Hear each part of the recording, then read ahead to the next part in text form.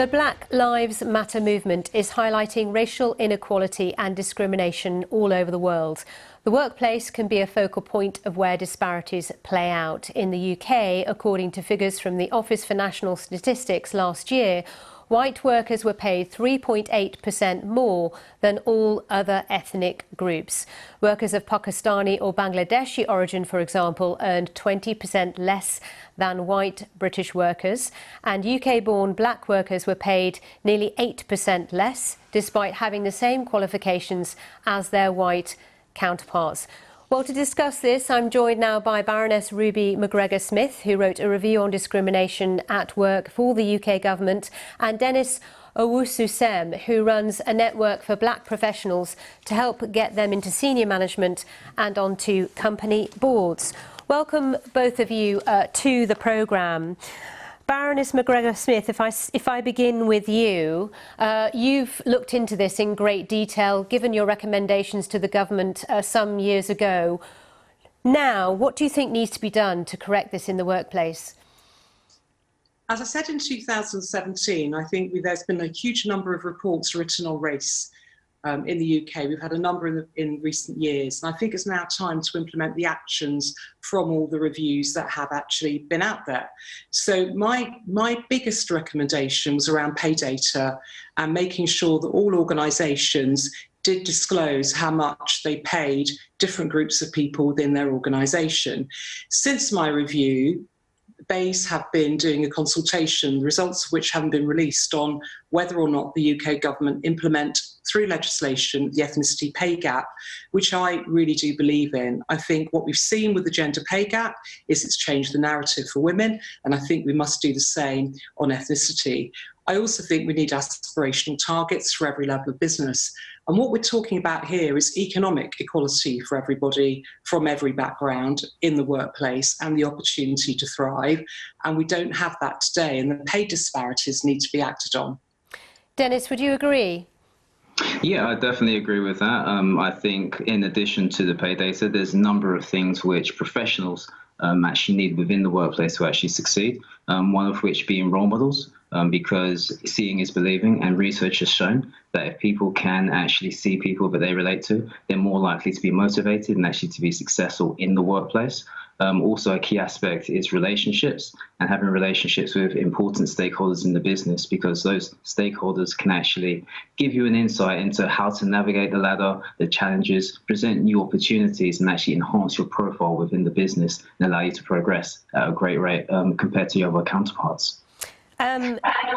It's been said for many, many years that role models are so key and important. As you say, Dennis, seeing is believing. But Baroness McGregor-Smith, if I ask you again, when it comes to your idea of a list or naming and shaming companies in terms of pay disparity, do you think something that's more mandatory is likely to see a significant shift? I think so. So after my review was written, Business in the Community commented in 2018 that only 11% of companies were using pay data and disclosing it voluntarily. We know that by doing it, it gives you a starting point. And from that starting point, you can then act on what it's telling you. In business, unless we have data, we don't act. So we need data, we need to report against it. And I'm not really focused on the naming and shaming part. I'm focused on the fact that if everyone discloses their data and they have a starting point, they can put an action plan together of how they can improve. That's exactly what we're doing on the gender pay gap, and on ethnicity it should be no different. Dennis, what else do you think would be key in seeing a real shift when it comes to representation of black in senior management positions? Because this is a conversation we've been having for years and years, isn't it? No, I definitely agree with that. I think if you're looking at it from a company perspective, there are probably three main things which we can do.